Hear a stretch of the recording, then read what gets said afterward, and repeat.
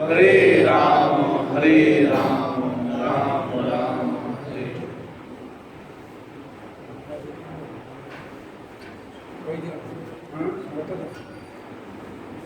একজন ধরা পড়েছে একজন মানে টেস্ট করা নেই ওখানে বম্বেতে টেস্ট করছে না বলছে যখন তো 4-5 দিন জ্বর টক তখন আবার টেস্ট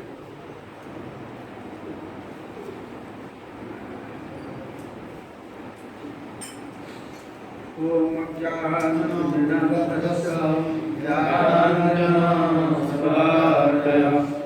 चक्षुरुन्मीलितं येन तस्मै श्रीगुरवे नमः नमो विष्णुपदाय कृष्णपृष्ठाय भूतले श्रीमते भक्तिवेदान्त स्वामिने नमस्ते सरस्वते गौरवाणी प्रचारिणे निर्विशेष शून्यवादी पाश्चात्य वंशाकल्पतरुश्च कृपा सिन्धुभ्यैव च पतितानां पावनेभ्यो वैष्णवेभ्यो नमो नमः। जय श्री कृष्ण चैतन्य प्रभु नित्यानंद श्री अद्वैत गदाधर श्री गौरभक्तवृंद हरे कृष्ण कृष्ण कृष्ण हरे हरे हरे राम राम राम हरे हरे। मुखं करोति वाचालं पंगुलं हयग्रीं यत्कृपातमहं वन्दे परमानन्दमाधव सुगुरुदिनतारिणं श्री चैतन्यईश्वरं नमो विष्णुपदाय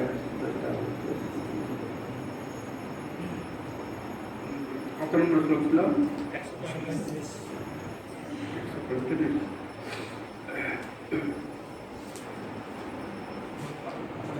हाँ हाँ सर मतलब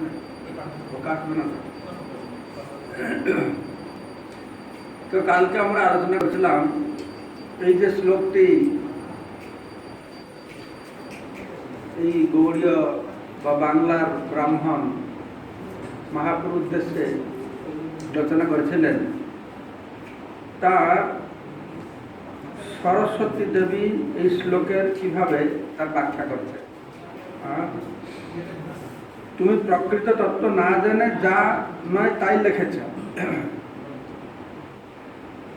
তো এই ব্রাহ্মণটা লিখেছে যদবা তদবা আমরা শুনলাম, কিন্তু সরস্বতী দেবী সেই শ্লোকটির দ্বারা ভগবানের স্তুতি করছে।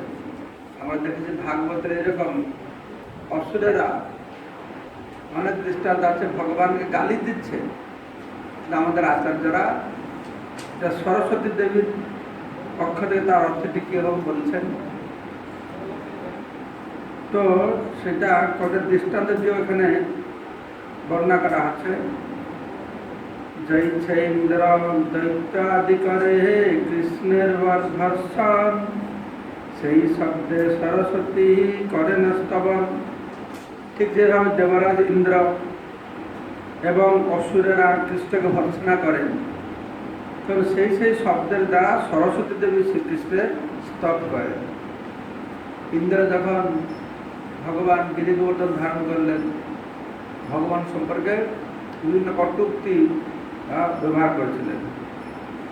তো ইন্দ্র তখন বলেছিলেন যে বাচালম বালিশম স্তব্ধম অজ্ঞম পণ্ডিতমানিনম কৃষ্ণ মর্ত্যম উপাশ্রিতম গোপাময় চক্রু অপ্রিয়। ইন্দ্র বলছিল কৃষ্ণকে উদ্দেশ্য করে, এই বাচাল মূঢ় অবিনীত অজ্ঞ পণ্ডিত অভিমানী মরণশীল কৃষ্ণকে আশ্রয় করে গোপেরা আমার অপ্রিয় শাসন করেছে। ভাগবতে বলা, যেটা সুন্দর সরস্বতী তার ব্যাখ্যা দিচ্ছে। তো সে কথা বর্ণনা করা হচ্ছে যে ইন্দ্র যখন দেখছে যে তাকে আর ইন্দ্র পূজা করছে না, গোবর্ধন পূজা যেদিন হচ্ছে সেদিন তো আগে ইন্দ্র পূজা হতো, তো কৃষ্ণ সবাইকে বুঝে বুঝে ইন্দ্র পূজা বন্ধ করে দিয়েছে। তো ইন্দ্র তো অপেক্ষা করে বসে যে তিথি আসলে ভালো মন্দ পাওয়া যাবে, সন্ধ্যা পর্যন্ত অপেক্ষা দেখছি কিছু আসলো না। তো খবর পাঠিয়েছে কী ব্যাপার না, এরকম কৃষ্ণের কথা শুনে সব ওরা গোবর্ধন পূজা করছে। তখন ইন্দ্র রেগে গেছে।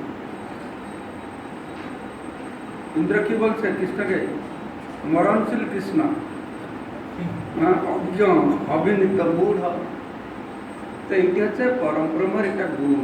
কি গুণ? না মুজ্জন্তি যত সুর হয়। পরম ব্রহ্মকে কেউ বুঝতে পারবে না। তো কেউ বলতে পারে না যে আমি ভগবানকে জানতে পেরেছি। ব্রহ্মা 100 বছর তপস্যা করে কি করে ভগবানকে জানল? মনে আছে? ভগবানকে জানবার জন্য ব্রহ্মা 100 বছর তপস্যা করলো। তপস্যা করে বলল যে 100 বছর তপস্যা করে আমি তোমাকে জানতে পেরেছি। ভগবান জিজ্ঞেস করলেন কি জানলো আমার সম্পর্কে? জানতে পারবে, এইটা জানলো। তো অসুরেরা যে ভগবান জানতে পারবে না তার নয়, দেবতারা জানতে পারছে না। ভাগবতের প্রথম শ্লোকটা কি বলা হয়েছে? মোহিত, সবাইকে মোহিত করে, সবাই ভগবান যারা মোহিত হবে। তো এখানে ইন্দ্র বলছে, অসুরেরা বলছেন, কিন্তু তার একটা সরস্বতী অর্থ রয়েছে। ঐশ্বর্য মদে মত্ত ইন্দ্র যেন মতোয়াল, বুদ্ধি না সহৈল কেবল নায়িক সম্ভাল। তো দেবরাজ ইন্দ্র তার ঐশ্বর্য গর্বে গর্বিত হয়ে যেমন উন্মত হয়েছিলেন। ঐশ্বর্যটা একটা এরকম জিনিস, মানুষকে নম্র করে রাখা মহাসমস্যা। আর ভগবান বলছেন জন্ম ঐশ্বর্য শ্রুত শ্রীবি, এই চারটে যে অহংকার মত থাকবে, জন্ম ঐশ্বর্য শ্রুত শ্রী, এরা কখনো আমাকে পাবে। বৈতম অকিঞ্চন গোচর, অকিঞ্চন তার কাছে নেই, সে সহজে গ্রহণ করতে। প্রভুপাদ বলছেন, কোথায় একটা পারফেক্ট টাইম পড়েছি যে গরিবটা হওয়া ভগবানের আশীর্বাদ, গরিব হওয়া ভগবান আশীর্বাদ। তো গরিব হয়েছে যে বুঝে তবে তো আশীর্বাদ না, গরিব হয়ে তো লোকেরা ভগবানের আশীর্বাদ নিচ্ছে না, সেটাই সমস্যা। ইন্দ্র বলে মুই কৃষ্ণের করিয়াছি নিন্দন। দেবরাজ ইন্দ্র তার ঐশ্বর্যের গর্বিত হয়ে যেমন উন্মত হয়েছিলেন, এইভাবে তার বুদ্ধিনাশ হওয়ার ফলে তিনি কাণ্ডজ্ঞান হারিয়ে শ্রীকৃষ্ণের নিন্দা করেছিলেন। কি করে দেবতারা গেল ক্ষীরসাগরে প্রার্থনা করতে, ভগবান বললেন হ্যাঁ আমি আসবো, তুমি যাও। দেবকীর গর্ভে কৃষ্ণ ছিলেন, তারা সেসব প্রণাম করলো, দণ্ডবোধ করলো, সবাই জানে, স্তব স্তুতি করলো। কিন্তু জানার পরেও কি বুদ্ধি গুম হয়ে যাচ্ছে। জানার পরেও তারা এরকম ভুল করছে, দেবতারা জানার পরে এরকম ভুল করছে, তাহলে আমরা তো ক্ষুদ্র মানুষ। তো ইন্দ্র বলে মুই কৃষ্ণের করিয়াছি নিন্দা। ইন্দ্র কৃষ্ণ নিন্দা করছে, তারই মুখে সরস্বতী করেন স্তবন। কিন্তু সরস্বতী দেবী তার মুখে কৃষ্ণের মহিমা কীর্তন করছে। আসলে কৃষ্ণ কেউ নিন্দা করতে পারে না। কৃষ্ণকে যদি কেউ তীর ছুড়বে, তাহলে কৃষ্ণের কাছে এটা ফুলের মতন হয়ে যাবে। যেন মুষ্টিক চানর, কৃষ্ণের সঙ্গে যুদ্ধ হচ্ছে, তো কৃষ্ণ তো ভগবান দু চারটা ঘুষি দিচ্ছে। তো মুষ্টিক চানর রেসলিং করছে, একটা দুটো তো খুশি, কৃষ্ণ পাশে না। কৃষ্ণ ঘুষি দিচ্ছে, মুষ্টিক চানর যেন কৃষ্ণ ঘুষি দিচ্ছে, তো কৃষ্ণ কি করছেন? এরকম করছে, কিরকম ভালো লাগছে না? আচ্ছা, জয় বিজয় তো চিন্তা হয়েছিল না যে আমার প্রভু সব কিছু আনন্দ পাচ্ছেন, তো রেসলিং করা তো আনন্দ পাচ্ছে না। তো রেসলিং করাও কৃষ্ণ আনন্দ পাচ্ছে। এরা হয়তো প্রতিকূল ভাবলে খুব করে কি লাগছে, কৃষ্ণ হতে খুব ভালো লাগছে। ঠিক যেরকম আমাদের কচ্ছপ অবতারে, কচ্ছপ অবতার ভগবান উপরে দেবতা অসুরেরা মন্দার পর্বতে দেখে দিয়েছে পর্বত, তার নিচে কচ্ছপ তো চিড়ি চেপটা হয়ে যাবে। যেহেতু বড় কচ্ছপ হবে ভগবান, তারপর বসে রাখিস তা নয়, ধরে দুধে ঘুরাচ্ছে আবার ওটাকে।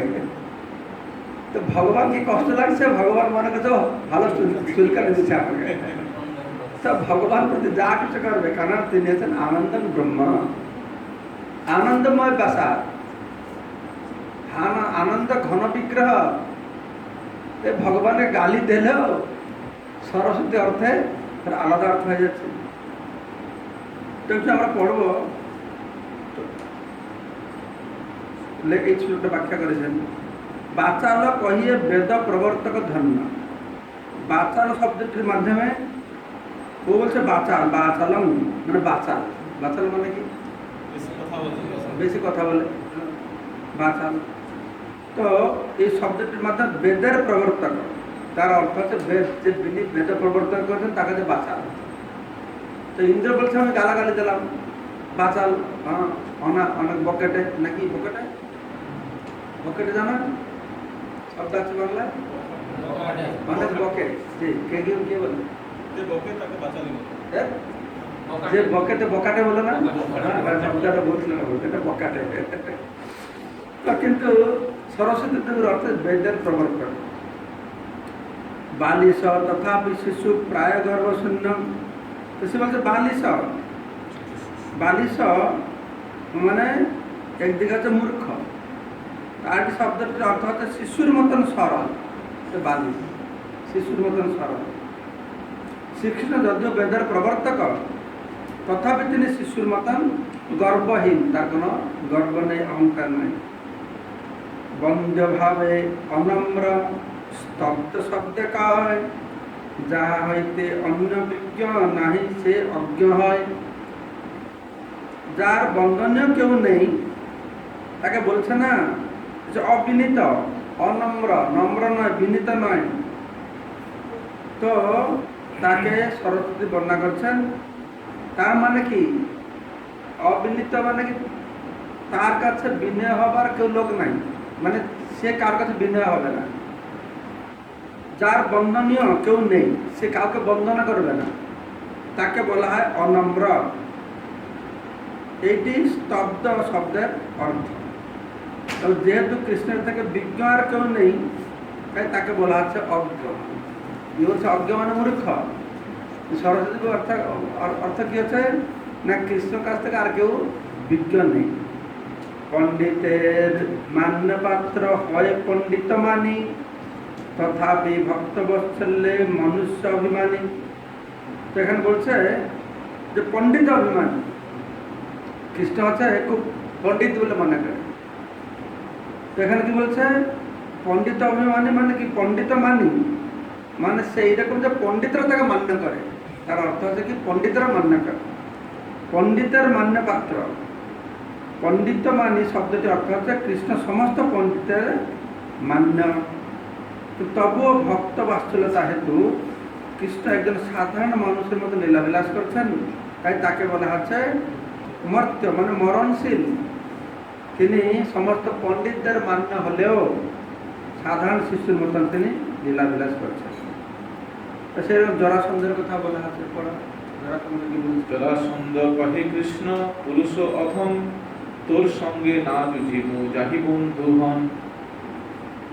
জরাসন্ধ শ্রীকৃষ্ণের নিন্দা করে বলেছিল, তুমি নরাধম, তুমি বন্ধু হন, তাই আমি তোমার সঙ্গে যুদ্ধ করব না। যাহা হইতে অন্য পুরুষ সকল অধম, সেই হয় পুরুষাধম সরস্বতীর মন। সরস্বতী দেবী পুরুষাধম শব্দের অর্থ প্রকাশ করেছেন, যার থেকে অন্য সমস্ত পুরুষেরা অধম।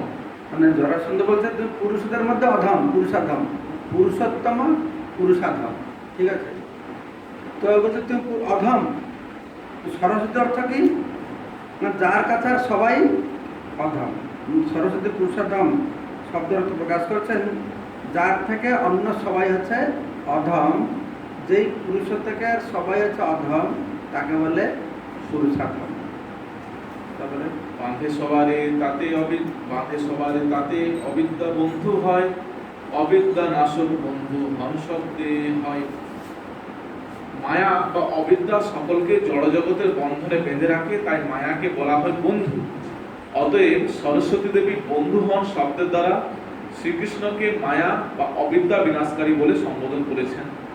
বন্ধু মানে কি? যে বন্ধুকে হত্যা করে। খ্রিস্ট বন্ধু মানে না, কোন বন্ধুকে হত্যা করেছে? অবিদ্যা তার মামাকে হত্যা করেছে। এখানে জরাসন্ধ কি বলছে? তুমি মামাকে হত্যা করেছ। বন্ধু হন।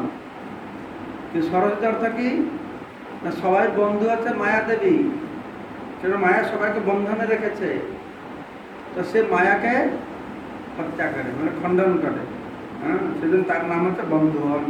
তারপরে এই মতো শিশুপাল করিল নিন্দন, সেই বাক্যে সরস্বতী করেন স্তবন। এইভাবে শিশুপালও শ্রীকৃষ্ণের নিন্দা করেছিল, কিন্তু সরস্বতী দেবী সেই সমস্ত বাক্যের দ্বারা শ্রীকৃষ্ণের মহিমা কীর্তন করেছিলেন। তৈছে এই শ্লোকে তোমার অর্থে নিন্দা আইসে, সরস্বতীর অর্থ শোনো যাতে স্তুতি ভাসে। এইভাবে যদিও তুমি যে এই শ্লোকের অর্থ করেছো তাতে ভগবানের নিন্দা করা হয়েছে, কিন্তু সরস্বতী দেবী তার যে অর্থ করেছেন তাতে ভগবানের স্তুতি করা হয়েছে। জগন্নাথ হন কৃষ্ণের আত্মস্বরূপ, কিন্তু ইহা দারু ব্রহ্ম স্থাবর স্বরূপ। শ্রী জগন্নাথ দেব এবং শ্রীকৃষ্ণের মধ্যে কোনো পার্থক্য নেই, কিন্তু এখানে তিনি দারু ব্রহ্মরূপে প্রকাশিত হয়েছেন, তাই তিনি স্থাবর স্বরূপ। তাহা সহ আত্মতা একরূপ হইয়া, কৃষ্ণ এক তত্ত্বরূপ দুই রূপ হইয়া। এইভাবে শ্রী জগন্নাথ দেব এবং শ্রী চৈতন্য মহাপ্রভু যদিও দুই রূপে প্রকাশিত হয়েছেন, কিন্তু তারা উভয়ই এক তত্ত্ব শ্রীকৃষ্ণ। সংসার এই কৃষ্ণের জগন্নাথ রূপে আবির্ভূত হয়েছে আর কৃষ্ণের চৈতন্য রূপে আবির্ভূত হয়েছে, ঠিক না? এক কৃষ্ণ দুই স্বরূপে। তো ভগবান তো অনাদি অনন্ত রূপ ভগবান, তত ভগবান মধ্যে কৃষ্ণের বিশেষ কি পজিশনটা কি তিনি স্বয়ং ভগবান। ভগবান অনেক আছে, তো স্বয়ং ভগবান অনেক একজন আছে। হ্যাঁ, এতে চান্স কলাপুঞ্জ ভগবান সে। তো সেই স্বয়ং ভগবান এই কলিযুগে দুই স্বরূপে আত্মপ্রকাশ করেছেন, এক জগন্নাথ স্বরূপ আর এক গৌরাঙ্গ স্বরূপ। তার কৃষ্ণ আর জগন্নাথের কি পার্থক্য আছে? কৃষ্ণ গৌরাঙ্গের মধ্যে কি পার্থক্য আছে? তো কৃষ্ণই জগন্নাথ, তো পার্থক্যটা কি? কৃষ্ণকে দেখতে কিরকম, জগন্নাথকে দেখতে কিরকম, দেখি এটা পার্থক্য। রংটা কি? মুখ টুক সব সব কৃষ্ণ আর জগন্নাথ, রংটাই কি? কালো। আর কৃষ্ণ গৌরাঙ্গ মহাপ্রভু পুরো পার্থক্য, মুখে পুরো পার্থক্য, ভাবেও পার্থক্য। কৃষ্ণ বৃন্দাবনের কৃষ্ণ, পুরীর জগন্নাথ। কৃষ্ণ জগন্নাথ মতো রূপ হলো কেন? কেন না ব্রজবাসীদের বিরহ, রাধার যদি বিরহ অনুভব করে না, এরকম মহাভাব প্রকাশ হয়ে গেল। তাই বলা হয়, জগন্নাথকে বলা হয় রাধা বিরহ বিধুরা কৃষ্ণ। রাধার বিরহে কৃষ্ণ যে রূপটি প্রকাশ হলো সেটা হচ্ছে কি? জগন্নাথ। জগন্নাথ রাধার বিরহে কৃষ্ণ হচ্ছেন জগন্নাথ। আর মহাপ্রভু কৃষ্ণ বিরহে কৃষ্ণ, কৃষ্ণের বিরহে কৃষ্ণ হচ্ছেন মহাপ্রভু। কৃষ্ণের বিরহে রাধা নয়। রাধা ভাব অঙ্গীকার করে রাধারানী কিভাবে কৃষ্ণের বিরহকে অনুভব করছেন সেটা অনুভব করতে কৃষ্ণই। তাহলে এই দুটো রূপে তিনি প্রকটিত হয়েছে, একই কৃষ্ণ। হ্যাঁ, কিন্তু তারা উভয় এক তত্ত্ব শ্রীকৃষ্ণ, শ্রীকৃষ্ণই দুই ভাবে তারা প্রকট হয়েছে। তারপরে সংসার তারণ হেতু যেই ইচ্ছা শক্তি, তাহারও মিলন করি একতা রয়েছে প্রাপ্তি। জগৎ উদ্ধার করার পরম বাসনা তাদের উভয়ের মধ্যে মিলিত হয়েছে এবং সেই কারণেও তারা একত্র প্রাপ্ত হয়েছেন। তো এটা একটা ভালো জিনিস। আমি যখন মহাপুরুষ সঙ্গের ক্লাস দিই, মহাপুরুষ মতো আর এরকম করোনা আর কেউ নেই বলি। আর পুরীতে ক্লাস দিলে বোঝা জগন্নাথ মতো আর কেউ নেই। কোনো করতে ভক্তের হাকে বলে মহারাজ আপনি সেখানে ক্লাস বলেন মহাপুরুষ সব, এখানে জগন্নাথই সব, তাহলে কে মহাপুরুষ আর জগন্নাথের কে বেশি করোনা নয়? এটা ভালো সিদ্ধান্ত এখানে দেওয়া হয়েছে। হ্যাঁ, দুইজনেই এসেছে। হ্যাঁ, জগৎ উদ্ধার করার বাসনা তাদের উভয়ের মধ্যে মিলিত হয়েছে। তো জগন্নাথ আর মহাপ্রভু দুইজনেই, সেই কারণে তারা একত্র প্রাপ্ত হয়েছে। সেই জন্য পুরী খুব গুরুত্বপূর্ণ, কেন পুরীতে ভগবান দুই স্বরূপে আনন্দ পাচ্ছেন। ভগবান স্বরূপে আনন্দ পাচ্ছেন আর ভক্ত স্বরূপেও আনন্দ পাচ্ছেন। তারপরে সকল সংসারী লোকের করিতে উদ্ধার গৌর জঙ্গম রূপে কইলা অবতার। জড়জগতের প্রভাবে কলুষিত সমস্ত জীবদের উদ্ধার করার উদ্দেশ্যে সেই কৃষ্ণ জঙ্গম শ্রী চৈতন্য মহাপ্রভু রূপে অবতীর্ণ হয়েছেন। তো এখানে জগন্নাথ হচ্ছেন কি দারু ব্রহ্ম স্থাবর স্বরূপ দারু ব্রহ্ম, আর গৌরাঙ্গ হচ্ছেন কি জঙ্গম রূপ গৌর জঙ্গম রূপে কইলা অবতার। হ্যাঁ, এক হচ্ছে স্থাবর স্বরূপ আর এক হচ্ছে জঙ্গম স্বরূপ। তো বলা হচ্ছে জগন্নাথের দর্শনে খণ্ডায় সংসার, সব দেশের সব লোক নারে আসিবা। তো জগন্নাথ তো সবার ভববন্ধন মোচন হবে, তো সমস্ত দেশের লোকেরা তো জগন্নাথ পুরীতে আসতে পারে না, তাই সে ভগবান কি করেছেন গৌরাঙ্গ রূপে সে বিভিন্ন জায়গায় যাবে। স্থাবর আর জঙ্গম দুই স্বরূপে। শ্রীকৃষ্ণ চৈতন্য প্রভু দেশে দেশে যায়া সব লোকে নিস্তারিলা জঙ্গম ব্রহ্ম হয়ে। কিন্তু শ্রীকৃষ্ণ চৈতন্য মহাপ্রভু জঙ্গম ব্রহ্ম হয়ে এক দেশ থেকে আরেক দেশে গিয়ে সমস্ত জীবদের উদ্ধার করেছে। সরস্বতীর অর্থই কহিলু বিবরণ, এহ ভাগ্য তোমার রয়েছে করিলে বর্ণন। এইভাবে আমি সরস্বতী দেবীর অর্থ বর্ণনা করলাম।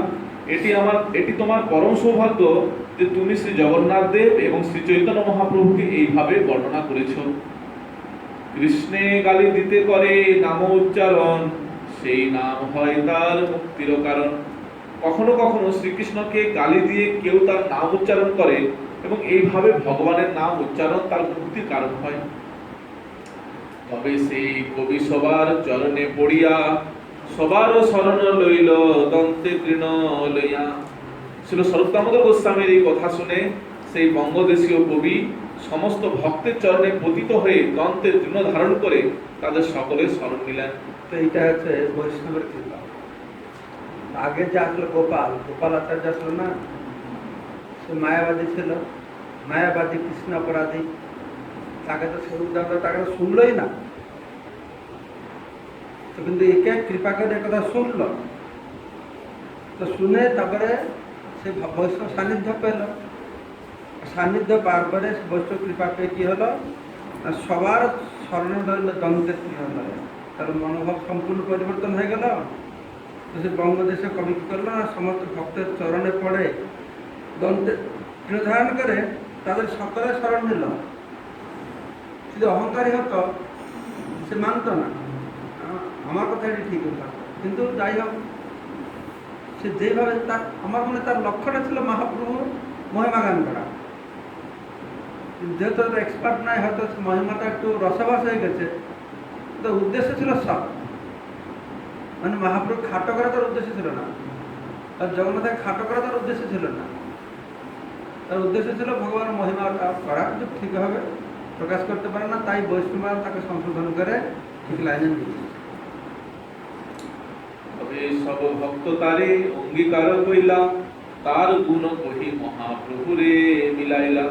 তখন সমস্ত ভক্তরা তাকে অঙ্গীকার করলেন এবং শ্রী চৈতন্য মহাপ্রভুর কাছে তার গুণকীর্তন করে তার সঙ্গে তার সাক্ষাৎ করালেন। সেই কবি সর্বত্যাগী রহিলা নীলা চলে, গৌর ভক্তগণের কৃপা কি কহিতে পারে। শ্রী চৈতন্য মহাপ্রভুর ভক্তদের কৃপায় সেই বঙ্গদেশীয় কবিটি সবকিছু ত্যাগ করে তাদের সঙ্গে নীলাচলে রইলেন। শ্রী চৈতন্য মহাপ্রভুর ভক্তদের কৃপা কে বর্ণনা করতে পারে। এই তো কহিলু প্রদ্যুম্ন মিশ্র বিবরণ, প্রভুর আজ্ঞায় কইল কৃষ্ণ কথার শ্রবণ। এইভাবে আমি প্রদ্যুম্ন মিশ্রের কাহিনী বর্ণনা করলাম, যিনি শ্রী চৈতন্য মহাপ্রভুর আজ্ঞায় শ্রী রামানন্দ রায়ের কাছে কৃষ্ণ তত্ত্ব শ্রবণ করেছিলেন। তার মধ্যে কহিলু রামানন্দের মহিমা, আপনে শ্রীমুখে প্রভু বর্ণে যার সীমা। তার মধ্যে আমি শ্রী রামানন্দ রায়ের মহিমা বর্ণনা করেছি, যার শ্রীমুখ দিয়ে শ্রী চৈতন্য মহাপ্রভু স্বয়ং কৃষ্ণ প্রেমের সীমা বর্ণনা করেছেন। প্রস্তাবে কহিলু প্রভু, প্রস্তাবে কহিলু কবির নাটক বিবরণ, অজ্ঞ হইয়া শ্রদ্ধায় পাইল প্রভুর চরণ। কথার ছলে আমি বঙ্গদেশীয় কবির নাটকের কথাও বর্ণনা করেছি, তিনি অজ্ঞ হওয়া সত্ত্বেও তার শ্রদ্ধার ফলে শ্রী চৈতন্য মহাপ্রভুর চরণাশ্রয় লাভ করেছিলেন। তো ভগবান পাপীকে উদ্ধার করবে, অপরাধীকে উদ্ধার করবে, ভগবান অজ্ঞকে উদ্ধার করবে। হ্যাঁ, কিন্তু সে বিজ্ঞ হলে উদ্ধার পাবে না, তাদের শ্রদ্ধা না থাকে। যদি অজ্ঞ হলে কি হবে, শ্রদ্ধা আছে, তখন বৈষ্ণবদের প্রিয় হয়েছে, তখন মহাপ্রভুর কাছে পৌঁছাতে পেরেছে। শ্রীকৃষ্ণ চৈতন্য লীলা অমৃতের সার, এক লীলা প্রবাহে বহে শত শত ধার। শ্রীকৃষ্ণ চৈতন্য মহাপ্রভু লীলা অমৃতের সার, তার এক একটি লীলা প্রবাহের শত শত ধারা। শ্রদ্ধা করি এই লীলা যেই পড়ে শুনে, গৌর লীলা ভক্তি ভক্ত রসতত্ত্ব জানে।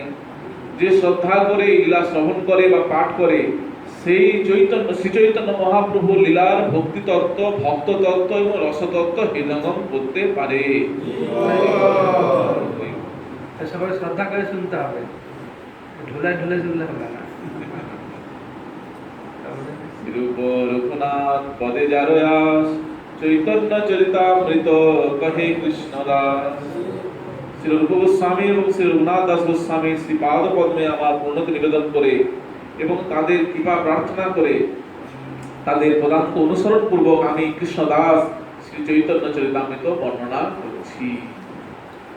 এইভাবে এই অধ্যায় আমরা শ্রবণ করলাম, যেটা বলছিলাম মহাপ্রভু প্রতিটি লীলা আমাদেরকে কিছু শিখাবার জন্য।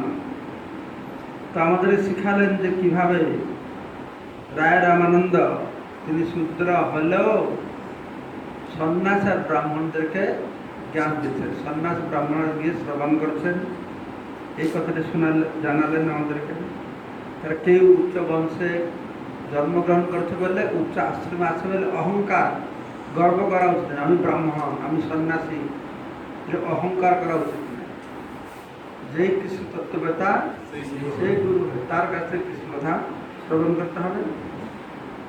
আরো ভগবান অজ্ঞ হলেও সমস্যা নাই, কিন্তু সে যদি শ্রদ্ধা থাকে, শ্রদ্ধাবান হলেও।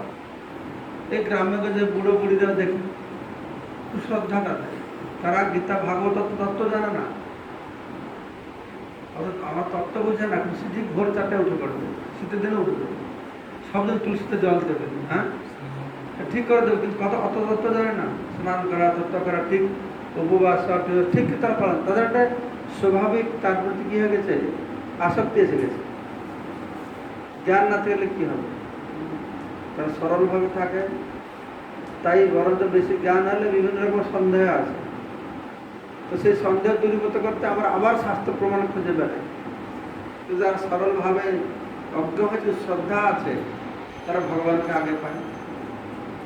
আমি বলেছিলাম তোমাদেরকে, আমাদের বাড়িতে একটা বুড়িমা ছিল, বলেছিলাম বুড়িমা রোজ তো ঠাকুর পূজা করে, সব করে একদিন স্নান টান করে, ঠাকুরদের খাওয়া দাওয়া করে, তুলসীর নিচে বালি সজ্জা করেছে। সেটা কি কেউ মারা গেলে তুলসীতে বালিতে সজ্জা করে তখন শুয়ায়, এই বুড়ি গিয়ে খাওয়া টাওয়া করে, ঠাকুর পুজো টুজো করে, নিজের হাতে বালি সজ্জা করে গিয়ে শুয়ে পড়েছে বাচ্চাদের। আমাদের একটা নিমাই হরিচন্দন খুব ভালো গায়ক, উড়িষ্যার খুব ভগবান ভজন গায়ক, আমি তোকে দেখেছি। প্রতিদিন জগন্নাথ মন্দির যখন খুলবে পুরীতে, ও খুব ফেমাস, সে তখনকার রেডিও সিঙ্গার ছিল, নিমাই হরিচন্দন, নাম শুনেছ? নিমাই হরিচন্দন প্রতিদিন চামড় ধুলাতো। তারপরে সবসময় যে রথযাত্রা হয়, সে রথযাত্রা যে ওটা প্যান্ডালে সব গান গানায় না, সেখান থেকে সব ইয়ে করে, কি ধারাবাহিকভাবে করোনা করে, মাঝে মাঝে গান দেয়, ওইখানে গান গায়। আর উল্টো রথ দিনেও গুন্ডিচা মন্দির প্যান্ডালে গান গাইবে, তার রেডিওতে প্রসারিত হয়। সেই বছর নিজে একটা গান লিখেছে, ওই গান লিখেছে, গানটা লিখেছে, হে প্রভু আপনি যেরকম ফিরে যাচ্ছেন আমাকে সে ফিরিয়ে নিয়ে যান, এরকম গান লিখেছে। গানটা গিয়ে বাড়িতে গিয়েছে, বাড়িতে গিয়ে বাস হরে কৃষ্ণ চলে গেছে। তো ভগবান কাকে কিভাবে দেবে, সাধন করো, ভজন করো, মরতে জানতে হয়। সেগুলো কি সাধন কি ভজন আমরা করতে পারি? আমাদের সাধন ভজন করার কি ক্ষমতা আছে? বলতে সাধন করো, ভজন করো, মরতে জানলে হয়। আমাদের এরকম সাধন ভজন করা উচিত, আমাদের মৃত্যু যদি ভালো রকম হয়। আমি চিন্তা করছি আমরা কীভাবে সাধন ভজন করতে পারবো?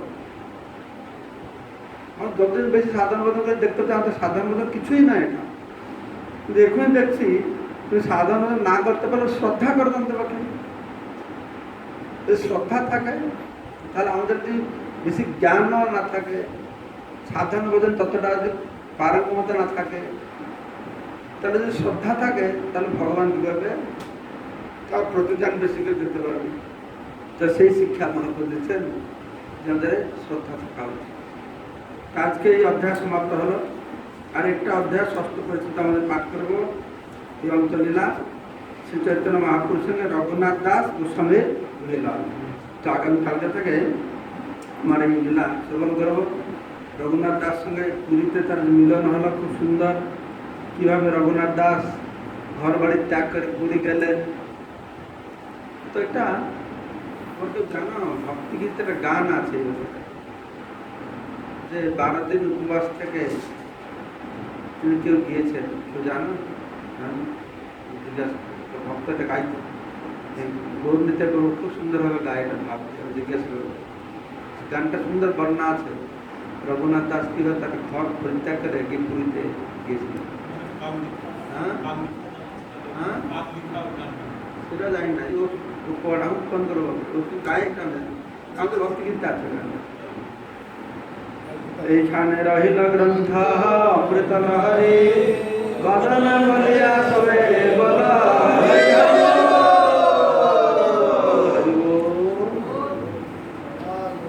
টাইম নেই, খাওয়া টাইম নেই।